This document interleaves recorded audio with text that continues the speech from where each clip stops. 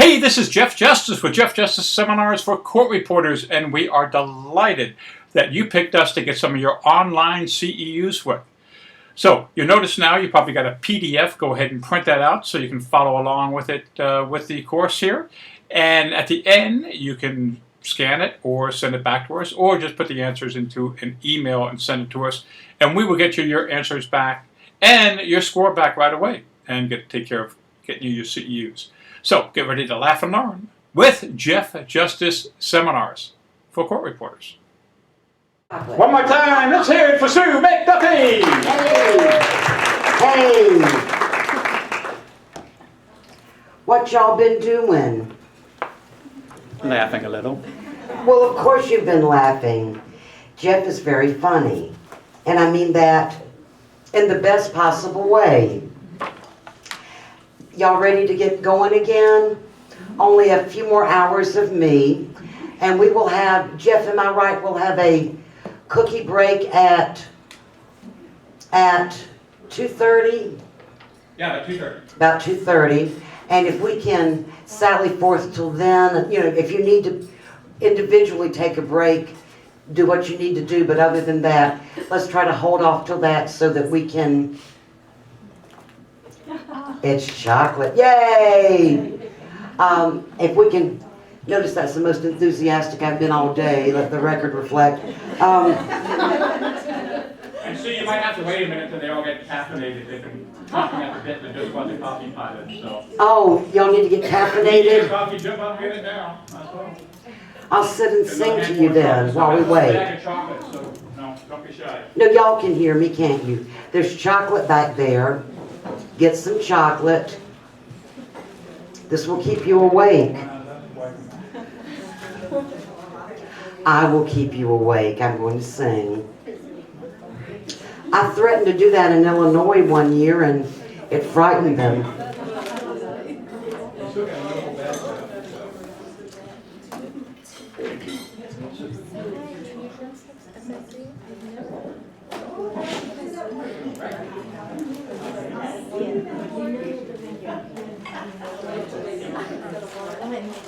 That's a really pretty flame on the candle.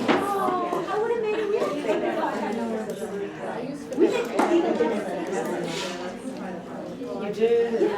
Put in with my note next year when I send in my check. We make King Tut's. You want the Boy Scout I just keep it. We make a big monopoly Whatever it is, and every store has to. every now and then I first I'll say, The edible ice, the edible ice. he said this, and I'll just say, see, there's mixed in, By the way, he's like you know, like, I don't know, like, what's hilarious and like, Yay. but I guess that's really boring, maybe I've never done it. And I've been for 18 years. Jeff, will you do me a favor? Will you double check at the front desk and about getting a taxi in the morning? 6. okay. No, is that, wait a minute. Yes, 6. 6 is good for me. And tell them, make sure they come. Okay, I'll come back chocolate too. I got to go home. I got to see puppies and old man. Okay, are we close? Everybody about ready? And let me, while Jeff is here, thank you. You have been, until recently, you've been so good about not talking over me or around me.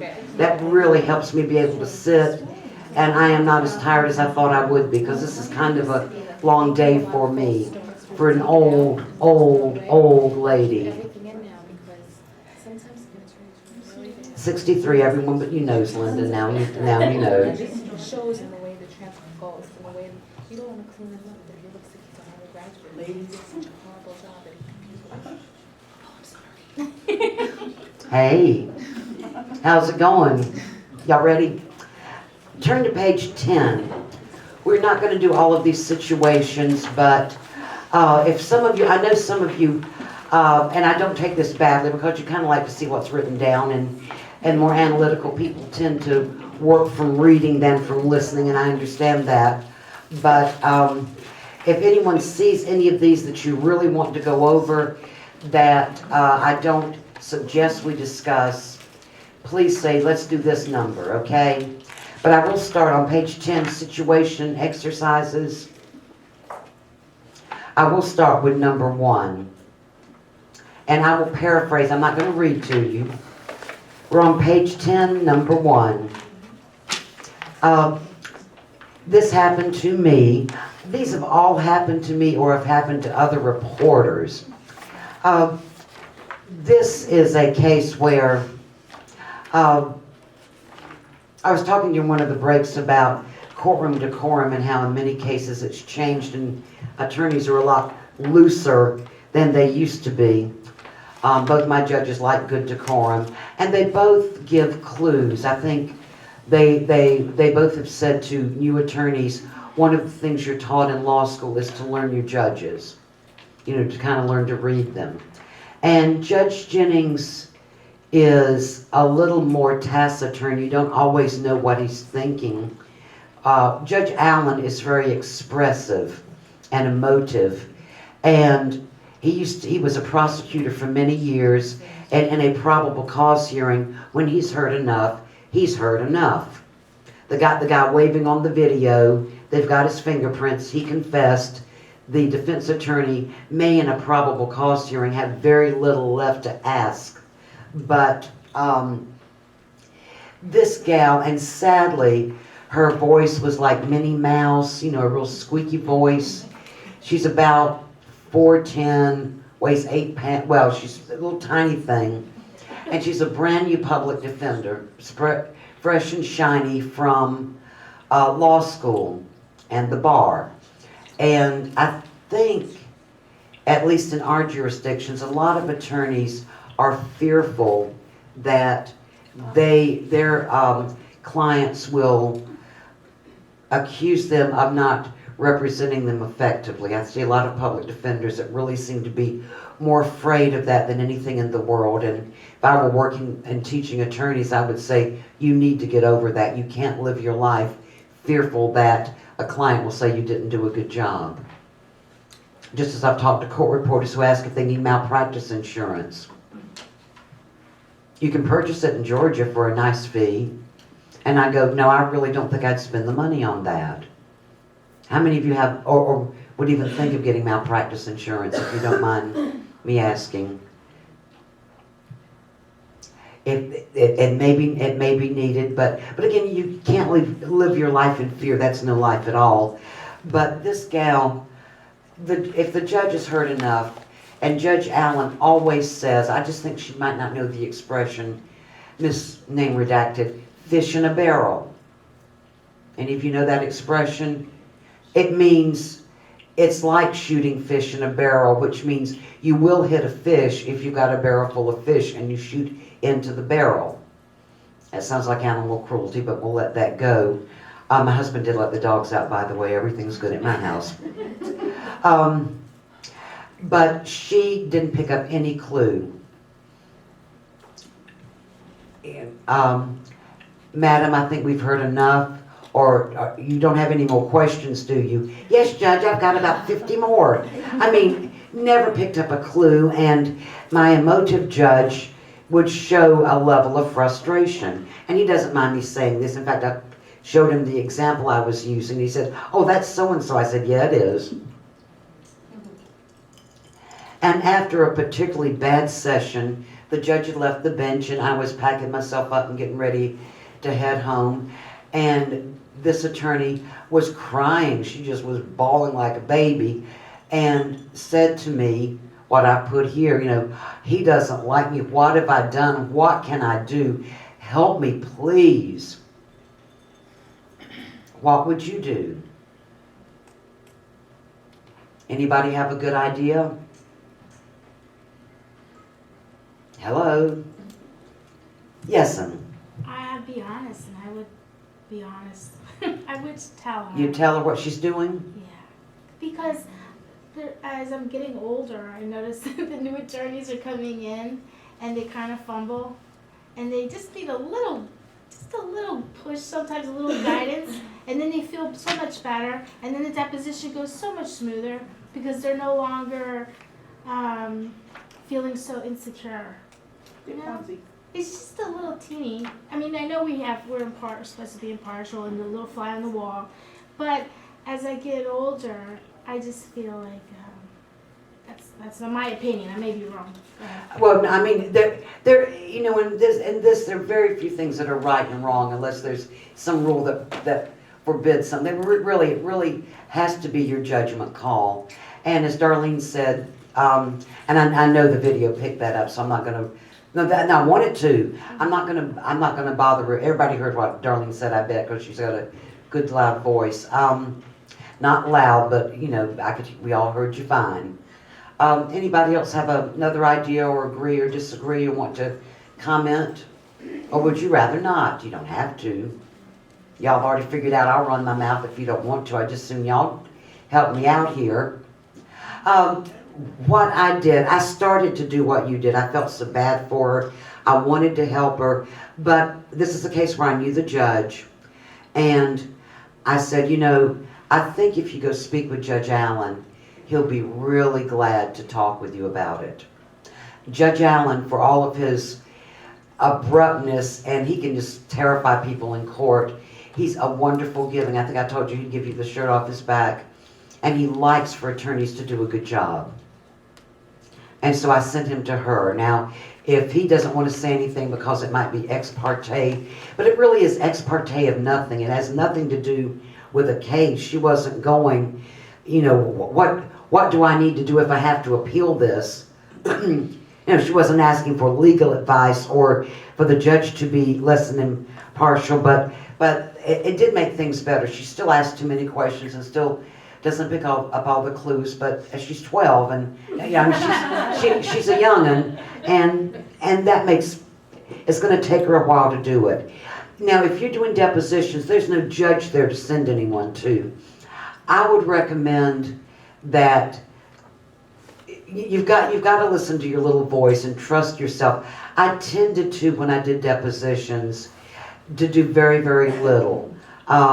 If you really don't want to say anything, let's say you're dealing with someone that really, how they pass the bar is beyond you. I mean, you don't know how they, and all of us know attorneys that, again, maybe they're like me with math. I always tested smarter than I really am.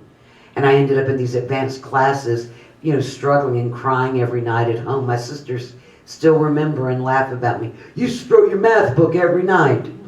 Yes, because I test tube. I mean, it was stupid. I was not able to cope. But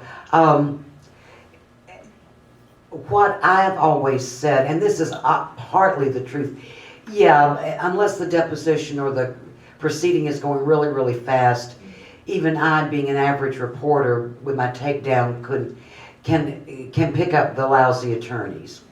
If it's going really fast, maybe I'm not paying any attention, but just trying to get things written. But in most cases, you know, I'm actually sitting there mentally going, Lord, hurry it up, get yourself together. You idiot, you asked that 10 minutes ago. You know, hopefully none of this gets written, but I am, you know, no, come on, am I the only one that does that? Okay. Got to keep your mind working as you wait for them to ask a question. But I will oftentimes say, you know, it's all I can do to report, that I'm trying to get words down and I'm not really paying much attention to anything else. I did this workshop in Illinois, and a gentleman who has got you beat, sir, he's been reporting 56 years. And still reporting and happy as a clam. Does now all administrative proceedings and loves it. It used to be an official. But he said, as you just said, Darlene, the older I've gotten, the more I realize a little bit of help really can keep a good relationship with attorneys. I get a new attorney that's called me to do a deposition. I won't give them anything related to the case, but I might say something to them that you know, says, if you kept better notes, or you know, you need to listen. Just things like that. I shy away from doing that, and I did when I did depositions. But if you do want to give advice, just be careful, because it can seem like you're trying to help an attorney in general be better, and unless you're helping both at the same time, then just be careful if that's what you decide to do. A word here and there is probably okay, but this gentleman that's been reporting longer than I will ever report said, no, Sue, if you know what you're doing and do it properly, it's not a problem. But again, just be careful. If your first reaction is, I don't want to say anything, you probably shouldn't be saying anything. And I tend not to. But in this case, knowing the judges, I sent her to the judge. And knowing Judge Allen in private, in chambers, would be gentle and kind of give her some hints. And he's been known, because I'd seen him in the past after court, call up an investigator who testified, call up a new attorney, and he gives the example. When I was in law school, so-and-so, Professor so-and-so told me to learn my judges, and you need to do a better job of that, and you'll have a very successful career in court. So I know the kinds of things he would say to an attorney, and I always, and her issue's not with me, it's with the attorney. Ain't my fight. It's like if you've got two friends that are married and you're friends with both of them and they've got a problem, you keep your mouth shut, don't you? Yeah. Otherwise, they're, yes, you need to leave him, and they stay together and you've lost your friends. So, those kind of things you leave alone. Look at page 10, number 2. Okay, you do a deposition. Nobody orders it at the time of takedown. Sometime later, one of the parties calls and says, I want the transcript, but don't you call the other side and let them know that I've asked you to do it. What do y'all think about that? I think that's unethical. I think it's unethical too. Well, in New Jersey, It also, doesn't matter. in deposition work, the other side gets a copy free. So, Yeah. so it's a non-issue. The questioning attorney has to give his adversary a copy. It's original too anyway, automatically. Wow, thank you. No one's, in all the years we've been in New Jersey, no one's ever mentioned that. Thank you. Yeah, Superior Court. District courts, they have to pay for a copy. Wow. And now is this true for court or is it depositions? This is depositions. Wow. Interesting. In Georgia, they have just added a new court reporting rule, which I think is the stupidest thing I've ever seen, because I agree with you, it is unethical. And it says you do not have to notify anyone else if someone asks for a transcript. What, can I ask why you think that's unethical? Because we never make calls in the New York court system. Ever. Because an attorney, if he wants a transcript, he orders it. Why would we get on the horn and say, hey Johnny, Richie ordered a transcript? Well, I never say Richie ordered a transcript. The question was why do I and others think it might be unethical because in New York, in your situation, in the court system, if someone orders a transcript, you'd provide the transcript. Sure. Let me ask you this before I answer that question. In New York, do you charge, let's say that you've got two attorneys, do you charge each the same amount? That's the issue. Well, now I see the If issue. they both order it at the same time, they would split the cost of an original in one. If only one side orders it, they pay for the original. But if the second side calls very close in Yeah. time, you can't charge the That's- second side $1 that's when the- you charge the first side $6, so I would That's the- reimburse the second. Right. Well, Full bill and reimburse. Isn't this interesting? All right, what we've got is an issue in New York.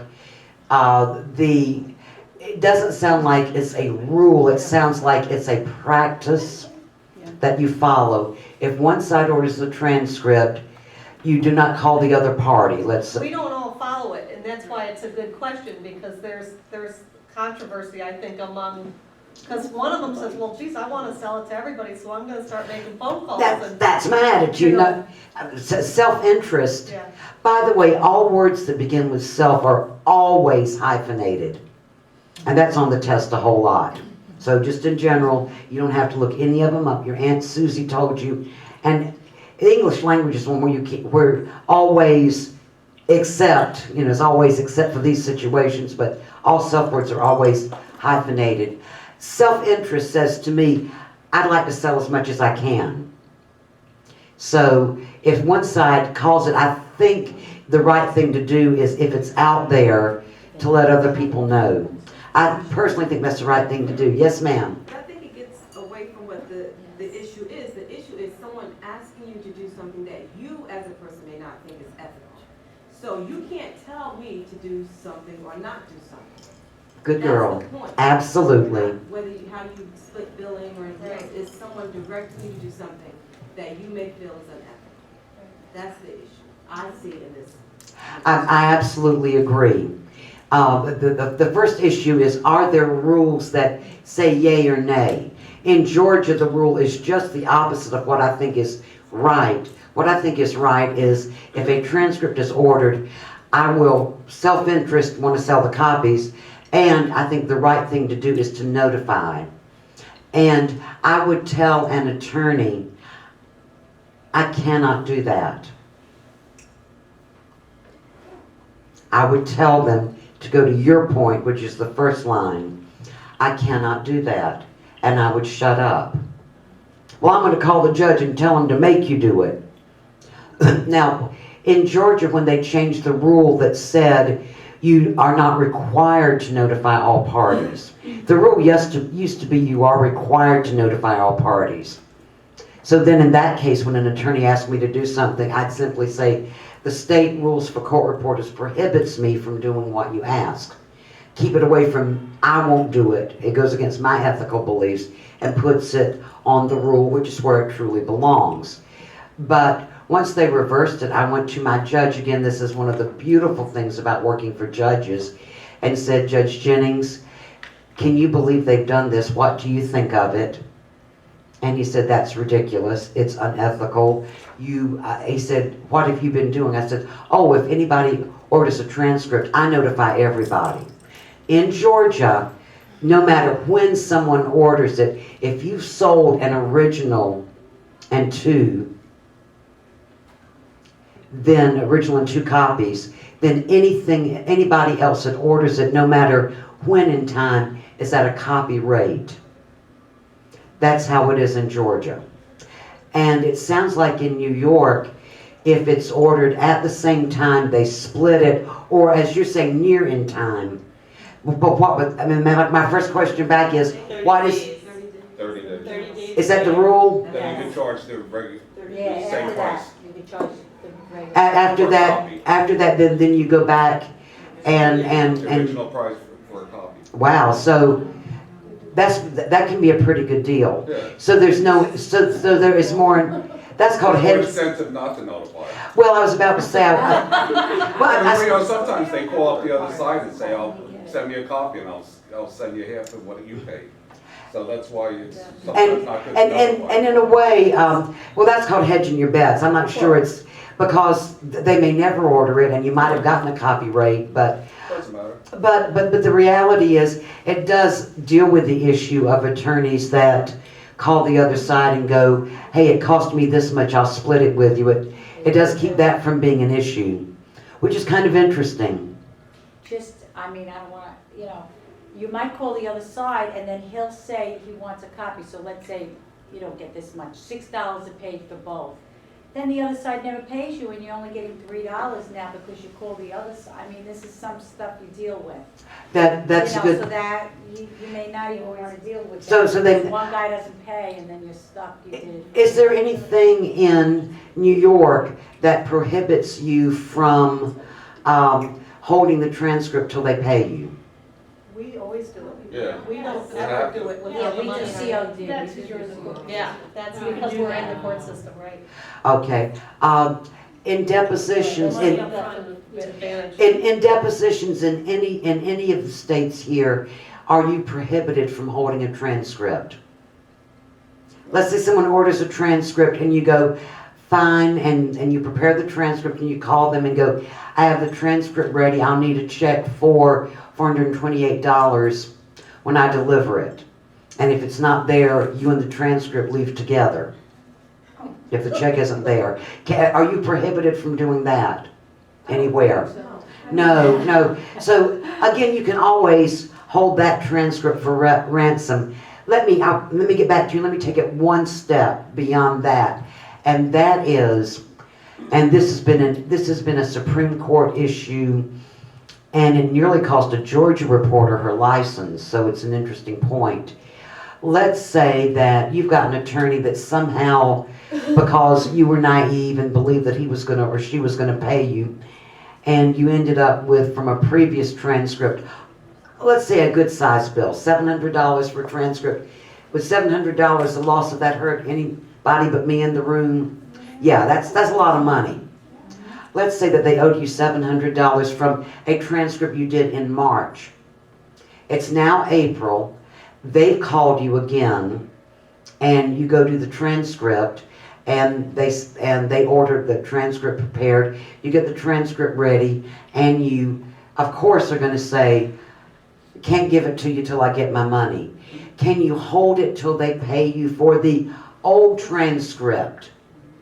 Yeah.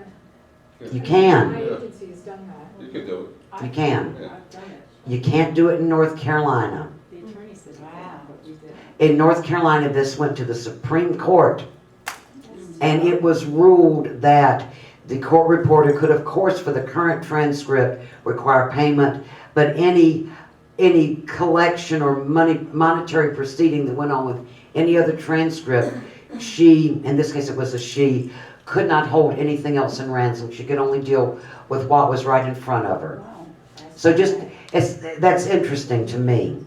And of course her point was the reason she took the next deposition from this deadbeat that owed her money was because she planned to go, okay, I'm going to get my $700. He's called me again. He foolishly forgot he owes me money. And he said, oh no. And I think he had a trial and the transcript was needed. She wouldn't give it to him. He had to ask for continuance. Something got settled. He lost money and he was mad as he could be. And so he took her to court. And she was ruled against by a group of attorneys. They all stick together. Well, a lot of them stick together, but I have had an attorney.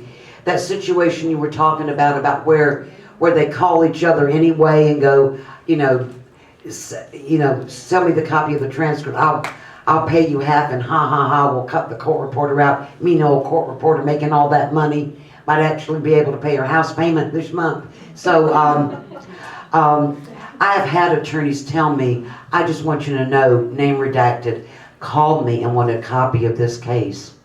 I wouldn't give it to them, of course, but just be aware of this person. So I've had attorneys actually, let me take it back, not all of them are like that, who's done that.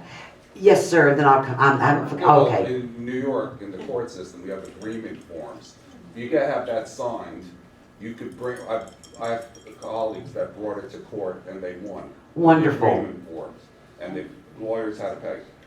Agreement forms. I know some firms that do not go into depositions without that. Oh, they have that too? It's in court you do have the weight of your judge, maybe. And again, judges are attorneys too, and some of them and when I put that little note about let's meet with the judge on my billing sheet when they haven't paid me, when I send them a second or a third bill, usually I give them 2 months.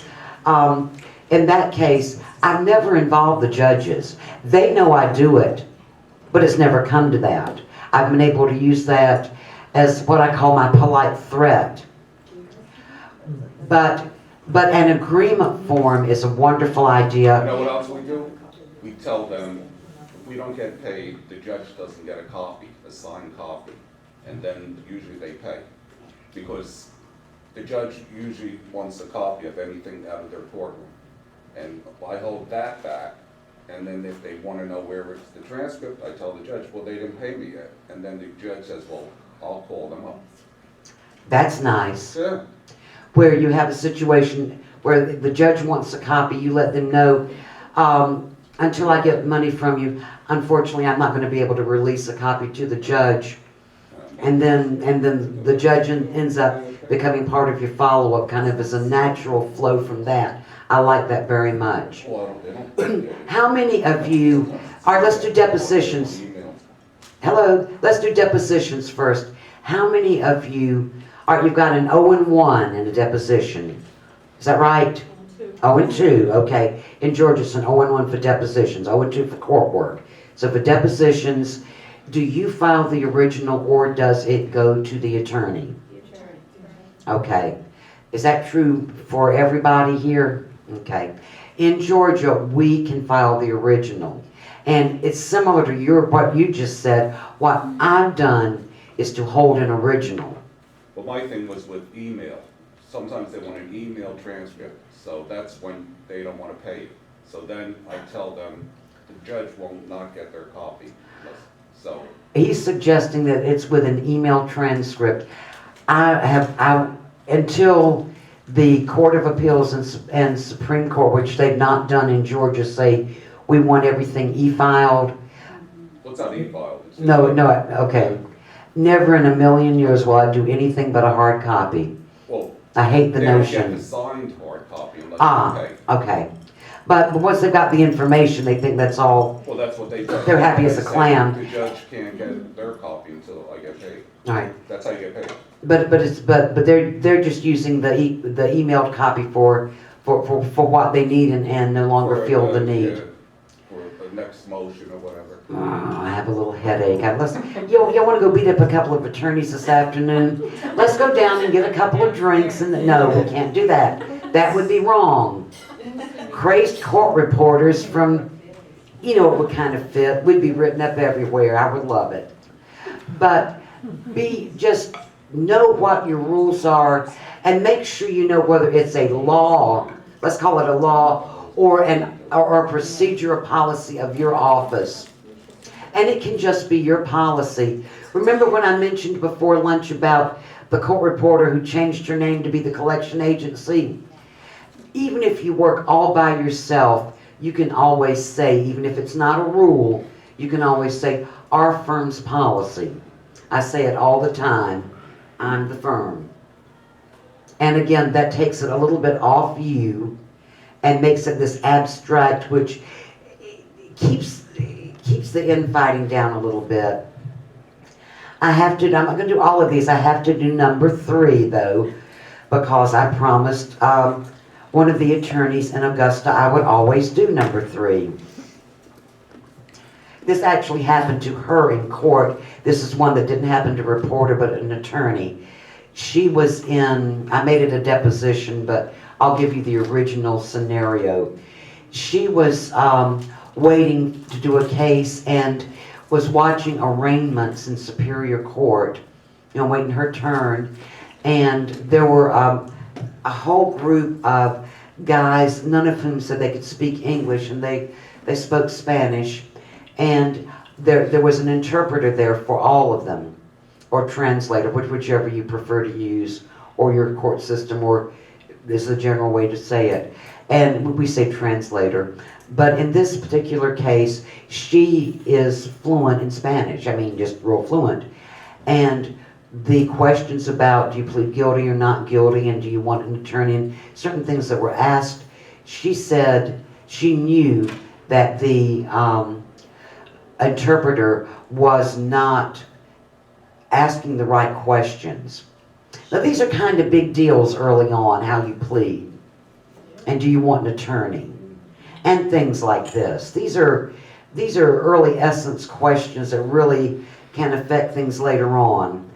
And she said, so I know you teach ethics. What do you think? And I said, the right answer, what did you do? Because I really was curious. She said, after the proceeding, I went to the judge in chambers and told him, y'all got to get a new translator. She's not translating effectively. She said, I'm an officer of the court, as are reporters. And I just felt that was a real problem. But I decided, well, for us, I'm going to take her scenario and turn it into a deposition where you don't have a judge involved you can go to. So it makes it a little more interesting. what would you do? Let's say you're fluent in whichever language it is, and you know, and there's been an interpreter hired for the deposition, and you know that he or she is not propounding the questions properly or saying what they said. Yes, ma'am. I'm going to say you say nothing. It would be the same scenario as if the interpreter is telling you that you didn't hear what the witness said. You're the reporter. You heard. You're the official record. That's the official interpreter. I don't mean to keep blowing you kisses, and it is because of the Duke Blue. I just happen to agree with you. Someone made the comment in another workshop, and I loved this, that it would be tantamount to, let's say that the witness is answering, no interpreter, all English. Our primary, the language we're certified in, which I think is part of the key too. You know, it's how many of you are certified in any language other than English? Okay, so we're English court reporters, or court reporters with the English language, in the English language. And this particular, this court reporter said it would be tantamount to, in a deposition all in English, where the witness was answering and the attorney wasn't understanding what they meant, but you understood what they were trying to say. For you to say, excuse me, the witness is trying to tell you this. And I thought that was a wonderful way to look at it. As the court reporter, I would be real careful. I'm not telling you not to do it.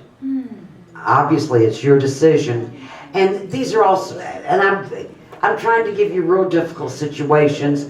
You won't have all of these for those of you who've never had any of them, but something will come up along the road in reporting where you need to, the main thing I want to have you do is to take a moment and think the best thing to do. How many of you are blurters like I am? It's easy for me to blurt something out and be, the minute I say it, go, good Lord, what is wrong with me? Nobody else in here is like that. Okay, well that's good. Maybe I need to just be teaching myself. Maybe this needs to be a soliloquy. Yes, Darlene? Well, I just wanted to share this because but it's odd. I'm fluent in Spanish and in English, and I've had a lot of, it's strange, but it's me. One was an arbitration. There was the interpreter who was really bad. I mean, so bad, it was just horrible. It was an injustice to listen to. So I told everyone in front, the arbitrator, all the attorneys, and I said, look, this is an injustice. This is horrible. It is so flagrantly bad. This is not something small here or there. It's just the whole thing is messed up. He couldn't even like answer the, what's the date of birth. He got all that wrong.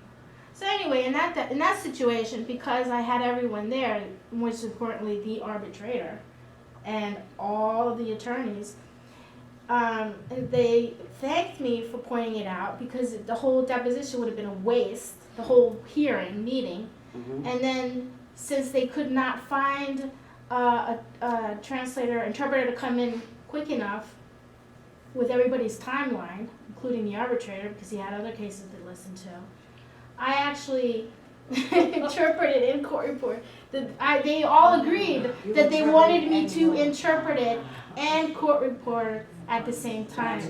So what I did was, because I had my laptop, I did it all.